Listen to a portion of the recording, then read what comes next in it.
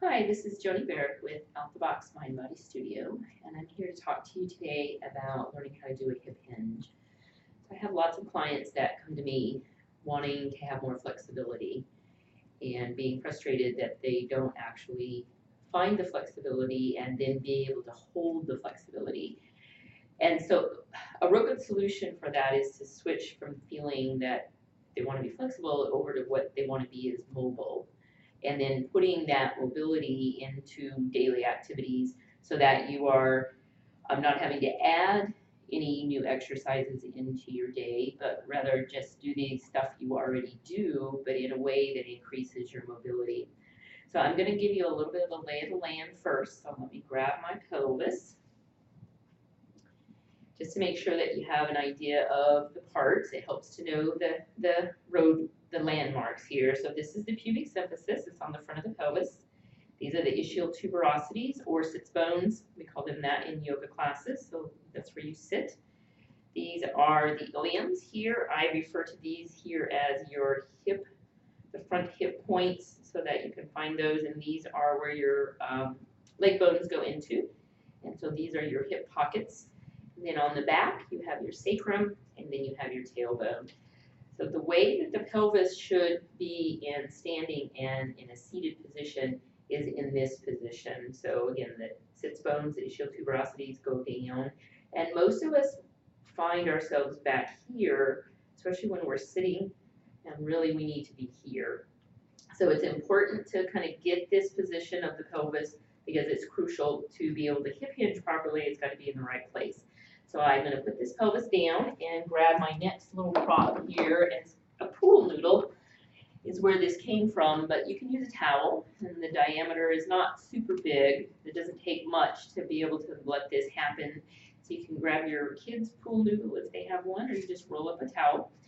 I'm going to do it from the front, and I'm going to do it from the side so you can see. And so we'll put the pool noodle down, and you're going to step the ball of each foot onto the pool noodle. And kind of a standard setup that you're going to hear me say often is big toes together, heels slightly apart, because what that does is it kind of puts you into a hip hinge.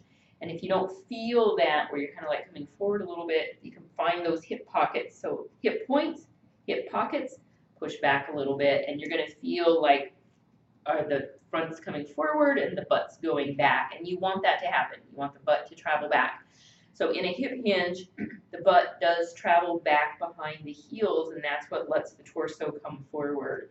So once we have that, we can just take our hands and leave them there to initiate that hip hinge. And then we can just slide them around to the back, onto the butt, and start to travel down. Now, if you'll notice that my head is just staying in line with my spine. So for right now, just let it stay in a line for the spine until you can get a good feel of what it's like to hip hinge. And just come down just as far as to the back of the knees. Just make sure that the knees are not bent.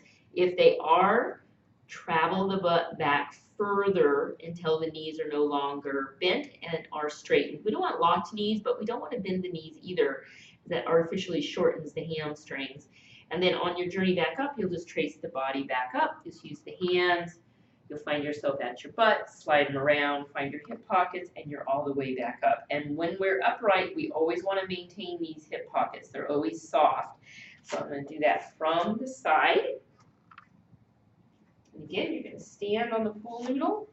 And this just facilitates it. It just kind of makes it happen so you can feel it, so then we can replicate it without the pool noodle.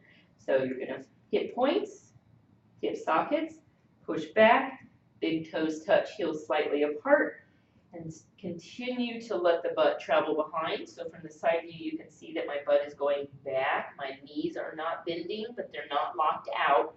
Slide the hands around to the butt and continue to hip hinge, and just let the hands trace down until you find the backs of the legs, making sure that the knees are not locked, but that they're straight. And then just take a moment just to notice where the head is. So the head is in line with the spine. You feel that lower part of the transverse abdominis contracted, and then you're just going to gradually come all the way back up to the butt. Slide around and check that you have hip pockets. Okay, so that is a basic hip hinge using a pool noodle as a way to facilitate it. So now let's try it without the pool noodle. and a way to put it into your daily activities. So I have my shoes here, so great way to be able to at least have to hip hinge 3 times. Big toes are going to touch, heels slightly apart, hands slide around, find those hip pockets, start to initiate it. Head at this point, again, the head is just going to stay in line. Start to come down, hands slide to the butt, slide down to the backs of the knees. Make sure that the knees are not bent, but yet they're not locked. If they are bent, stick the butt out more. And then find a shoe. Go ahead and rise, and you can just, again, trace back up if you're more comfortable with that. And as you come up, just bring the leg up the midline. Slide the first shoe on. Bring it down the midline. Big toes touch, heels slightly apart, hands on the butt, and start to come down. Get the second shoe, trace back up, come around. You still have your hip pockets. Trace up the midline. Got it in the wrong hand here. Slide that foot into the shoe. We try to do it with grace. Slide it back down. Feet are under you. Hands on the hip pockets, push back. Find the butt and slide all the way back down to tie your shoes. So that was a really good way to get 3 hip hinge in your day.